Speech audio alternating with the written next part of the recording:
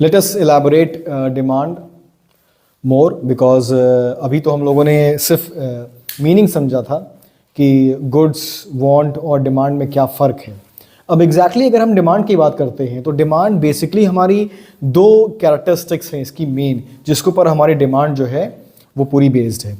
अगर हम डिमांड की बात करते हैं तो demand is always defined with reference to price. That means कि अगर हम फर्स्ट पॉइंट हमारा क्या कह रहा है, फर्स्ट पॉइंट हमारा ये कह रहा है कि प्राइस, डिमांड हमेशा जो है वो किसी न किसी पर्टिकुलर प्राइस पे होगी। जैसे कि मैंने एग्जांपल दिया था कि ये मार्कर है, ये एक गुड है, दैट मीन्स कि it has the ability to satisfy our want, ये हमारी वांट को सेटिस्फाई कर सकता है। लेकिन डिमांड तभी क्रिएट होगी जब इसका कोई प्राइस होगा। ठीक है, तो किसी भी प्रोडक्ट के बारे में हम बात करते हैं, फॉर एग्जांपल अगर हम मोबाइल फ़ोन के बारे में भी बात करते हैं तो मोबाइल फ़ोन की भी अगर डिमांड की बात करते हैं तो उसका भी कोई ना कोई प्राइस होगा।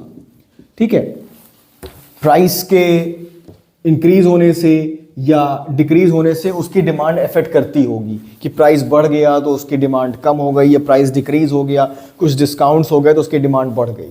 तो दैट मीन्स कि मोबाइल फ़ोन की भी अगर हम बात करते हैं तो मोबाइल फ़ोन का भी कोई ना कोई प्राइस है। कोई भी ऐसा पर्टिकुलर प्रोडक्ट, ठीक है, जिसका प्राइस नहीं है तो इट मीन्स कि उसकी डिमांड का कोई लॉजिक नहीं बनता है। ठीक है, तो कोई भी ऐसा प्रोडक्ट होगा नहीं।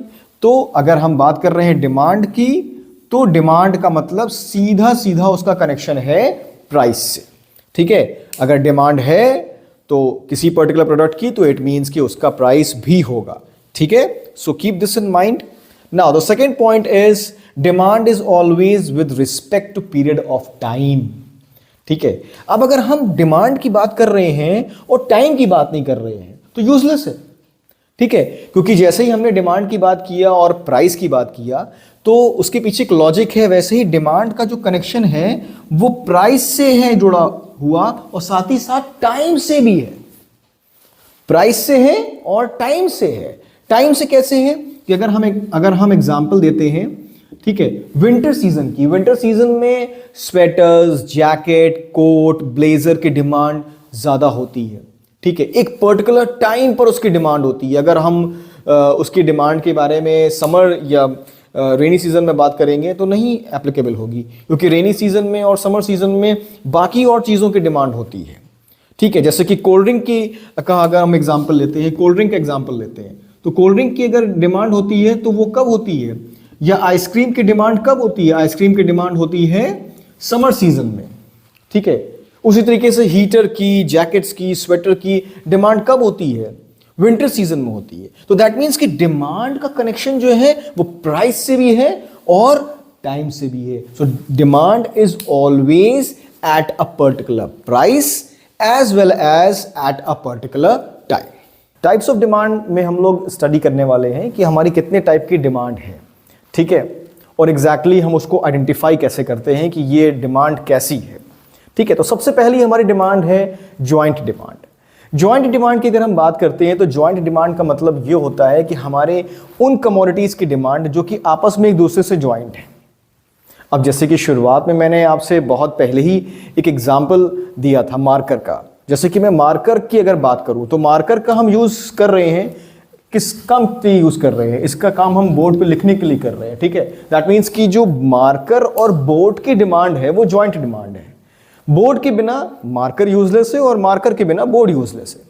ठीक है, क्योंकि दोनों को एक साथ जो है वो यूज किया जाएगा। उसी तरीके से पेन और इंक, अगर हम पेन परचेज करते हैं और कॉपी नहीं लेते हैं, ठीक है, तो कॉपी भी यूजलेस है। और अगर हम कॉपी लेते हैं और पेन नहीं लेते हैं तो हम लिखेंगे कैसे। तो दैट मीन्स कि पेन और इंक की जो डिमांड है वो आपस में ज्वाइंट है। उसी तरीके से ब्रेड एंड बटर की डिमांड भी जो है वो ज्वाइंट है। तो दैट मीन्स कि वो कमोडिटीज जिनकी डिमांड आपस में ज्वाइंट है, that will be known as joint demand. Now coming to the second point, that is composite demand. The second type is composite demand. Composite demand का मतलब उन कमोडिटीज की डिमांड जिनकी सेवरल यूजेस होते हैं। मतलब ऐसी कमोडिटी जिसका जो यूज होता है वो कई जगह होता है। ठीक है, अलग अलग तरीके से हम उसको यूज कर सकते हैं या अलग अलग तरीकों में उसका हम इस्तेमाल कर सकते हैं। जैसे कि यहाँ पर एग्जांपल दिया है इलेक्ट्रिसिटी का। अगर हम इलेक्ट्रिसिटी की बात करते हैं तो इलेक्ट्रिसिटी जो है वो हर जगह यूज होती है। ठीक है, और हमारे घर में जो है वो इलेक्ट्रिसिटी कई चीज़ों के लिए यूज़ होती है। हो सकता है कि हम इलेक्ट्रिसिटी यूज़ करके फ़ैन चला रहे हों, इलेक्ट्रिसिटी यूज़ करके हम एसी, कूलर या हीटर चला रहे हों, या सिर्फ लाइट्स ऑन करके हम पढ़ाई कर रहे हों। तो दैट मीन्स कि इलेक्ट्रिसिटी का जो यूज़ हो रहा है उसका कई यूज़ है, सेवरल यूजेस है। ठीक है, तो सेवरल यूजेस का मतलब कि उसका कई यूज़ हो रहा है। ठीक है, इलेक्ट्रिसिटी का यूज़ हर जगह होता है, हाउस होल्ड में होता है, फार्मर्स यूज़ करते हैं मशीन्स को चलाने के लिए, इंडस्ट्रीज में यूज़ होता है इसका मशीन्स को चलाने के लिए। ठीक है, तो इलेक्ट्रिसिटी का जो है वो यूज़ हर जगह है, सेवरल यूजेस है हमारे, that is known as composite demand. Now moving towards the third type, that is the direct demand. अब डायरेक्ट डिमांड की अगर हम बात करते हैं तो दैट मीन्स कि वो पर्टिकुलर कमोडिटी जो कि हमारे डिमांड को डायरेक्टली जो है वो सेटिस्फाई कर रही है। ठीक है, हमारे डिमांड को पूरी कर रही है। अब अगर ये जो मैंने जैकेट पहनी हुई है, ये जैकेट जो है वो क्या है, ये एक क्लोथ्स में आता है। ठीक है, ये हमारी डिमांड को जो है, ये मेरी डिमांड को जो है वो डायरेक्टली सेटिस्फाई कर रहा है। ठीक है, फूड, अगर मैं फूड ईट करता हूं, ठीक है, मैं फूड कंज्यूम करता हूं, तो दैट मीन्स कि वो जो है वो मेरी डिमांड को डायरेक्टली सेटिस्फाई कर रहा है। तो that is known as direct demand. ऐसी डिमांड जो हमारी क्रिएट होती है उसको हम डायरेक्ट डिमांड बोलते हैं। Now the very important, that is derived demand. Derived demand का मतलब क्या होता है? डिराइव्ड डिमांड हमारी वो डिमांड होती है जो कि हमारी एक डिमांड से कई डिमांड जो है वो जनरेट करती है।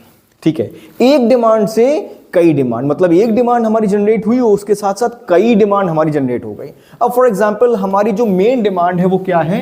वो है बिल्डिंग को बनाना। बिल्डिंग को बनाना हमारी जो है वो मेन डिमांड है। अब इस डिमांड को पूरा करने के लिए हमें बहुत सारी चीज़ों की ज़रूरत पड़ेगी, जैसे कि हमको ब्रिक्स की ज़रूरत पड़ेगी, ठीक है, मशीन्स की ज़रूरत पड़ेगी, लेबर की ज़रूरत पड़ेगी, इलेक्ट्रिसिटी की ज़रूरत पड़ेगी, सीमेंट की, वैन, कार और मोटर व्हीकल, ठीक है, मटेरियल्स की ज़रूरत पड़ेगी। तो ये सारी चीज़ों की डिमांड एक चीज़ के डिमांड की वजह से क्रिएट हो रही है, उसको हम क्या बोलेंगे? इन सारी डिमांड को हम क्या बोलेंगे? इन सारी डिमांड को हम डिराइव्ड डिमांड बोलेंगे। क्या बोलेंगे? डिराइव्ड डिमांड बोलेंगे। Now last one, that is competitive demand. Competitive demand हमेशा जो है वो सब्स्टिट्यूट गुड्स में होती है। अब ये सब्स्टिट्यूट गुड्स क्या होते हैं? सब्स्टिट्यूट गुड्स हमारे वो गुड्स होते हैं जो कि एक दूसरे की जगह पर यूज किए जाते हैं। जैसे कि मैंने बताया था, जॉइंट डिमांड होती है जो कि गुड्स एक साथ यूज किए जाते हैं। यहां पर वो गुड्स के बारे में बताने जा रहा हूं जो एक दूसरे की जगह पर यूज किए जाते हैं, जैसे कि टी एंड कॉफी। ठीक है, अब अगर हम टी और कॉफी की बात करते हैं तो ये दोनों एक साथ यूज नहीं होते, इनको अलग अलग तरीके से अलग अलग टाइम पर ये यूज होते हैं। ठीक है, अगर कॉफी का प्राइस बढ़ गया तो बट ऑब्वियस सी बात है टी की डिमांड बढ़ जाएगी। कॉफी का प्राइस अगर बढ़ गया तो टी की डिमांड हमारी बढ़ जाएगी। क्यों? क्योंकि कॉफी का जब प्राइस बढ़ेगा तो लोग उसको खरीदना कम कर देंगे और टी की तरफ आ जाएंगे, मतलब चाय खरीदना शुरू कर देंगे। उसी तरीके से अगर हम कोक और पेप्सी का एग्जांपल देते हैं, कोक एंड पेप्सी, ठीक है, अब ये दोनों जो है वो हमारे कोल्ड ड्रिंक है। अब ये दोनों हमारे कोल्ड ड्रिंक है, ठीक है, एक साथ कंज्यूम नहीं किए जाते हैं, एक दूसरे की जगह पर कंज्यूम किए जाते हैं। ठीक है, उसी तरीके से हमारी एक और कोल्ड ड्रिंक है, फैंटा एंड मिरिंडा। ठीक है, ये दो कोल्ड ड्रिंक की अगर हम बात करते हैं तो ये दोनों हमारी जो है वो ऐसी कोल्ड ड्रिंक है जो कि अलग अलग परचेज की जाती है।